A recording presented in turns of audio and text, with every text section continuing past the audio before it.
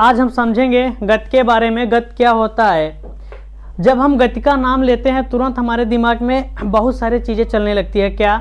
जैसे ही गति के बारे में सोचते हैं क्या होता है कि कार हमारे सामने से गुजर जाती है, भुर्र। क्या इसको हम गति कहेंगे? ये गति होता क्या है इसको हम आज अच्छे से समझेंगे। एक्चुअल में जो गति होती है उसमें कौन कौन सी क्रिया होती है इसको आज हम अच्छे से समझेंगे। चलिए शुरुआत करते हैं हम उसी से जिससे आप अच्छे से परिचित हैं, जिससे आप अच्छे से जानते हैं। ये क्या है? अगर ये एक कार है, क्या है, मान लेते हैं कोई कार है और ये अभी क्या है, गतिमान है। चलिए ये कार है और ये गतिमान है। यहाँ पे क्या है, एक ठो आदमी खड़ा है, खड़ा कर दीजिए यहाँ पे एक ठो आदमी को। ये कार इधर गतिमान है तो कार यहाँ से यहाँ तक जाएगा। गतिमान का मतलब क्या है, गति को कैसे समझेंगे तो कार यहाँ से यहाँ तक जाएगा, इस आदमी को क्या करेगा, धीरे धीरे पार करेगा। तो यहाँ से जब ये यहाँ तक जाएगा तो पहला कंडीशन क्या किया है, यह परिवर्तन किया है। क्या किया है? परिवर्तन किया है। परिवर्तन में किसका परिवर्तन किया है? अपनी अवस्था में। अभी यहाँ पे था, कुछ देर बाद वहाँ पे पहुँचा, यानी यह अपनी अवस्था में क्या किया है, परिवर्तन किया है। अच्छा एक बात और, अगर ये अपनी अवस्था में परिवर्तन करेगा तो समय पक्का लेगा, समय जरूर इसमें लगेगा। तो दूसरी बात क्या लगा है, इसमें समय लगा है। क्या लगा है? समय लगा है। और तीसरी बात क्या जानना है आपको कि ये वस्तु, ये कार अगर ये गति करेगा तो किसी के सापेक्ष करेगा। ये बात आती है सापेक्ष की, बड़ा ही फंडामेंटल बात है। ये सापेक्ष क्या होता है? तो सापेक्ष का मतलब हम सीधे सीधे क्या समझ लेते हैं, तुलना कर लेते हैं या फिर एक दूसरे का विलोम समझ लेते हैं मोटे मोटे तौर पर। लेकिन एक्चुअल में सापेक्ष वो सापेक्ष नहीं होता। जैसे अगर किसी आदमी को खड़ा कर दें तो आप उसकी स्थिति नहीं बता पाएंगे, कहेंगे कैसा है, कुछ भी नहीं बता पाएंगे। अगर एक आदमी और हो तो हम अच्छे से कह सकते हैं यह आदमी इस आदमी से क्या है, मोटा है या फिर पतला है या फिर दुबला है या फिर लंबा है। यानी इस आदमी की कंडीशन पहचानने में, इस आदमी की सही स्थिति ज्ञात करने के लिए अन्य कोई ऑब्जेक्ट चाहिए जिससे हम उसकी तुलना कर सकें। एक बात और सापेक्ष वाला समझा दें। जैसे समझिए समुद्र है, कोई समुद्र है। अब समुद्र का अगर बीच समुद्र में कूद जाएंगे आप तो आपका किनारे का कोई पता ही नहीं चलेगा, किनारा दिखेगा ही नहीं अच्छे से। और इसमें आप क्या कर रहे हैं, तैर रहे हैं। मान लेते हैं यहाँ से आप तैरना शुरू किए हैं, कुछ देर बाद यहाँ से खिसक के यहाँ पे पहुँच गए, यहाँ पे पहुँच गए हैं। अब पूछेंगे हम आपसे कितनी दूरी तैर के आए हैं आप, तो बता पाएंगे? बिल्कुल नहीं बता पाएंगे। वहाँ पे आप अंदाजा कर ही नहीं पाएंगे। हालांकि इस जगह पे आपकी अवस्था में परिवर्तन हो रहा है, समय भी लग रहा है, आपको पता है, लेकिन आपका कोई निर्देश बिंदु है ही नहीं है। एक ऐसा बिंदु चाहिए आपको जहां से आप अपनी स्थिति का पता कर सकें। तब यहां से क्या होता है, हम एक्चुअल में आपकी गति के बारे में समझा पाते हैं। तो यहां से तीसरी बात क्या निकल के आती है कि जो गति होती है वह सापेक्ष रूप से होती है। सापेक्ष रूप का मतलब होता है कि आपको एक निर्देश पॉइंट चाहिए ही। क्या चाहिए? निर्देशांक पॉइंट चाहिए। एक निर्देशांक हो या फिर कोई ऐसा पॉइंट हो जिसके जरिए या फिर जहां से हम उस स्थिति का क्या कर पाएं, पता कर पाएं। तो इसकी परिभाषा बड़ा ही सिंपल बनता है। यहां से क्या बनता है कि कहेंगे जब कोई वस्तु, ये क्या है, कोई वस्तु है, जब कोई वस्तु किसी वस्तु के सापेक्ष वाली बात अभी समझा चुके हैं, आगे और एग्जांपल देंगे। जब कोई वस्तु किसी वस्तु के सापेक्ष अपनी अवस्था में समय के साथ, समय यहां भी लिया है ना, समय के साथ अपनी अवस्था में परिवर्तन करता है तो उसे हम क्या कहते हैं, गति कहते हैं। इसमें रटना कुछ नहीं है। लोग रट के एकदम दिमाग खराब कर लेते हैं, पसीना फेंक देते हैं, लेकिन समझ ही नहीं आता ये एक्चुअल में है क्या। बड़ा ही सिंपल है। अभी इन तीनों बातों से हम गति का परिभाषा लिखेंगे। क्या है गति की परिभाषा? इसकी परिभाषा क्या है कि जब कोई वस्तु समय के साथ आसपास के वातावरण के सापेक्ष, यहाँ पे हम आसपास के वातावरण लिए हैं क्योंकि अगर ये कार गतिमान रहेगा तो अपने आसपास के ही वातावरण के सापेक्ष गतिमान रहेगा। अब ये नहीं ये कार गतिमान है तो कोई चांद पे बैठ के थोड़ी देखेगा, ये आसपास का जो भी चीजें होगा उसी के सापेक्ष गतिमान होगा।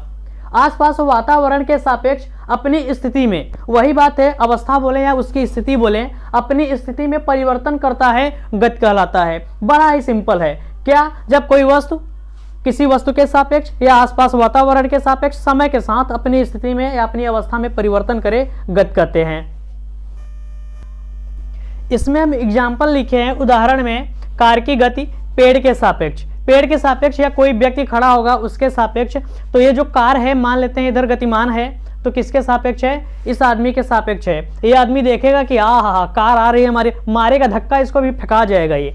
दूसरा क्या है? वायुयान की गति घर के सापेक्ष। देख रहे हो, ये जहाज उड़ रहा है और ये लड़का क्या कर रहा है? छत पे बैठ कर आराम से देख रहा है, बबुआ जहाज जा रही है। और ये क्या है? सूर्य की गति पृथ्वी के सापेक्ष। फिलहाल होता ऐसा नहीं है, इसलिए लिखे यहाँ पे क्या? प्रतीत होना। हमको ऐसा लगता है कि सूर्य जो है ऐसे ऐसे घूम के चक्कर लगा के इधर जा रहा है, लेकिन ऐसा कुछ नहीं होता, इसमें सब चुड़ैल वगैरह हैं। सही है। अब इसके बाद समझेंगे हम गति के बारे में, गति कितने प्रकार का होता है।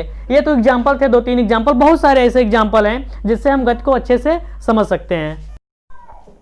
चलिए गति के बारे में समझेंगे हम अब। तो जानते हैं यहाँ पे कोई आदमी है और ये आदमी क्या कर रहा है? इस बार इसको कार को देख रहा है। और ये कार मान लेते हैं इधर गतिमान है। कहाँ गतिमान है? चक्का तो बनवा ही नहीं करा इसका। अब चक्का, हाँ अब सही है। ये कार क्या है? गतिमान है। अच्छा, ये आदमी देख रहा है कार चलती जा रही है और बार बार इस पेड़ को देख रहा है। अच्छा, इसमें सेब आम मत देखना यार, ये क्या कहते हैं, ये वेराइटी, हमारे यहाँ वेराइटी बोलते हैं। ये वेराइटी पेड़ है, ऐसा पेड़ है इसमें सब कुछ निकलता है, गुब्बारा तक के कभी कभी फल दे देता है। सही है। ये आदमी जो है इसको बार बार देख रहा है, पेटवा इसका टेढ़ा हो गया है। ये आदमी इस पेड़ को बार बार देख रहा है। अच्छा, देखता रहा है, बार बार टकटकी लगाए बैठा है, पेड़वा कहीं जा ही नहीं रहा है, पेड़वा अपने स्थान ही पे है। और ये जो कार है अपना घूम घाम के मजा लेके फिर आ रहा है, फिर जा रहा है। इस तरीके से जो आदमी है निष्कर्ष निकाला। क्या निष्कर्ष निकाला? बोला कोई भी वस्तु होगा उसकी 2 अवस्थाएं हो सकती हैं। किसी भी वस्तु की 2 अवस्था, एक होता है विराम की अवस्था और दूसरा होता है गति की अवस्था। कौन सी अवस्था? गति की अवस्था। तो ये देखा है कि ये समय के साथ अपनी स्थिति में, अपनी अवस्था में कोई परिवर्तन कर ही नहीं रहा है, तो इसको हम क्या कहेंगे? विराम की अवस्था।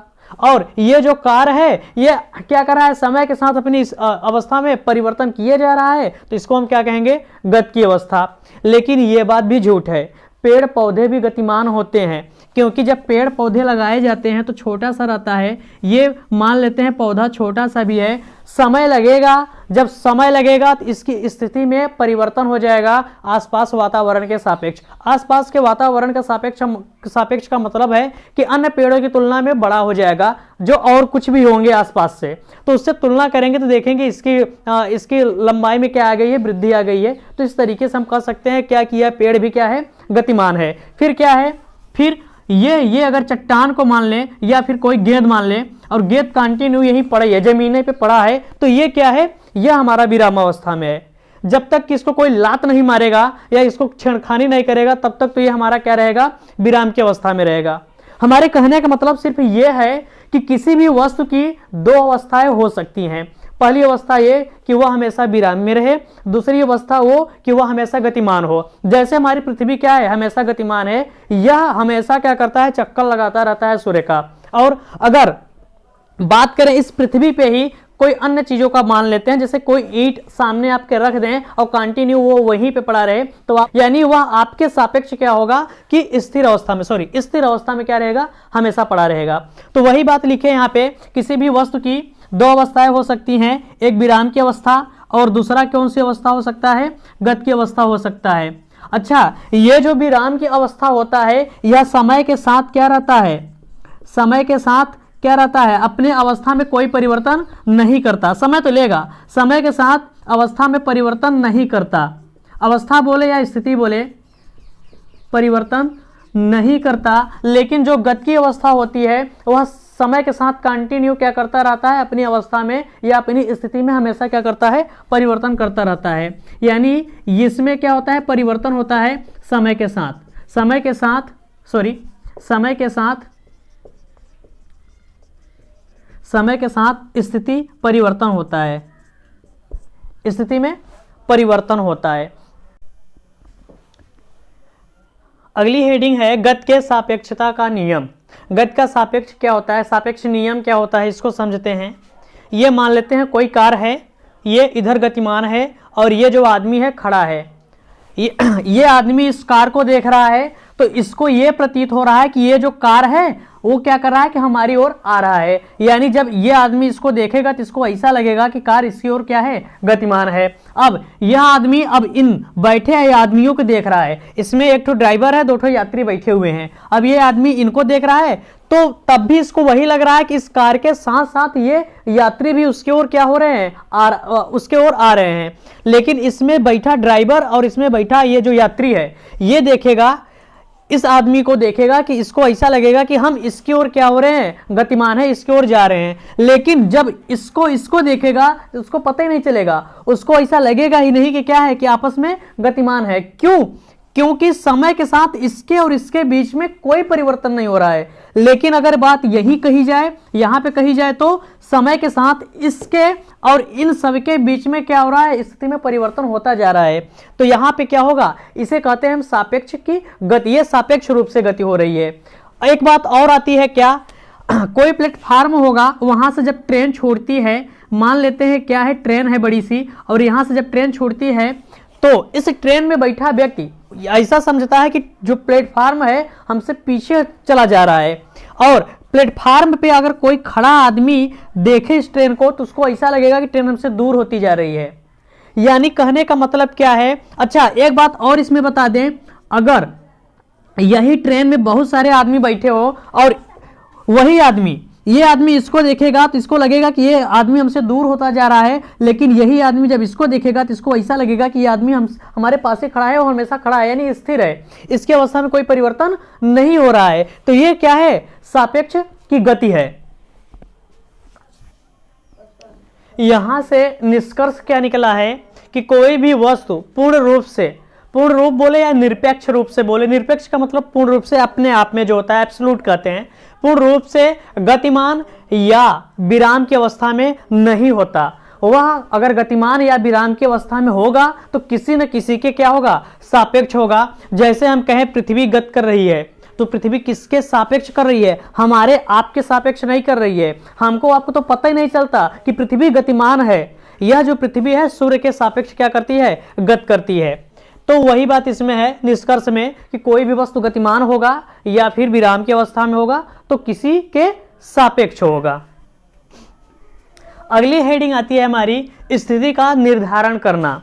स्थिति का निर्धारण करना, इसको समझते हैं। चलिए, अगर कोई कह दिया आपसे कि आपका स्कूल कितना दूर है, फिर आप घबरा जाएंगे, पसीना फेंक देंगे। हमसे कोई आदमी पूछ लिया कि हमारा घर कितना दूर है तो हम पहले उससे पूछेंगे कहाँ से। भाई ये तो पता करो पहले वो कहाँ से पूछ रहा है, तब उस स्थिति का क्या करेंगे, हम पता कर पाएंगे। अब कोई आपसे पूछे कि आपका स्कूल आपके घर से कितना दूरी पे है तो आप तुरंत बोल देंगे 2 किलोमीटर। आपके घर से किस दिशा में है, पूर्व दिशा में है, जिस दिशा में भी हो तुरंत बता देंगे। यानी किसी भी वस्तु का स्थिति का निर्धारण करना होगा, हमें उसकी स्थिति का पता करना होगा तो एक ऐसा बिंदु लेना पड़ेगा, एक ऐसा पॉइंट लेना पड़ेगा, एक ऐसा स्थान चुनना पड़ेगा जहां से हम उस स्थिति का पता कर पाएं। ये जो स्थान होता है या जो बिंदु होता है इसे हम ओरिजिन पॉइंट बोलते हैं या इसको हम मूल बिंदु कहते हैं। यानी किसी भी वस्तु का स्थिति का निर्धारण करने के लिए हमें एक मूल बिंदु चाहिए या स्थिर बिंदु चाहिए। अभी ये नहीं कि कोई ऐसा चीज बता दीजिए कि एक तो कार दिखा दीजिए, इसी कार से इतना दूर है, कार पता नहीं कहां चला गया थोड़ी देर बाद। यानी जो भी चीजें बताना होगा एक स्थिर बिंदु के सापेक्ष बताना होगा। वही जो स्थिर बिंदु होता है उसे हम क्या कहते हैं, मूल बिंदु कहते हैं। इसमें हम क्या लिखे हैं कि किसी वस्तु की स्थिति निर्धारण करने के लिए हमें एक निश्चित बिंदु चुनना पड़ता है जिसे हम मूल बिंदु कहते हैं। दूसरी बात यह है कि किसी भी वस्तु की सही स्थिति ज्ञात करने के लिए हमें मूल बिंदु के साथ दिशा भी बताना पड़ता है। कोई आपसे पूछ लिया कि आपका जो स्कूल है वह आपके घर से कितना दूर है तो आप कह देंगे 2 किलोमीटर दूर है। कितना किलोमीटर, 2 किलोमीटर दूर पे है। तो क्या यह इस स्कूल की सही स्थिति पता चला? अभी नहीं। किस दिशा में है? किस दिशा में है ये नहीं पता है तो आपको सही सही दिशा भी बताना पड़ेगा। जैसे मान लेते हैं पूरब दिशा में है तो आप क्या कहेंगे कि हमारा स्कूल हमारे घर से पूरब की दिशा में 2 किलोमीटर क्या है दूर है, तब ये जो स्कूल है इसकी सही स्थिति ज्ञात कर पाएंगे। चलिए दोस्तों, आज के लिए बस इतना ही। अगर हमारा वीडियो आप लोगों को अच्छा लगे तो हमारे वीडियो को ज़्यादा से ज़्यादा शेयर कर दें, हमारे वीडियो को लाइक करें और हमें कमेंट करके बताएं कि आप लोगों को कैसा लग रहा है हमारा वीडियो। तब तक के लिए जय हिंद, जय भारत।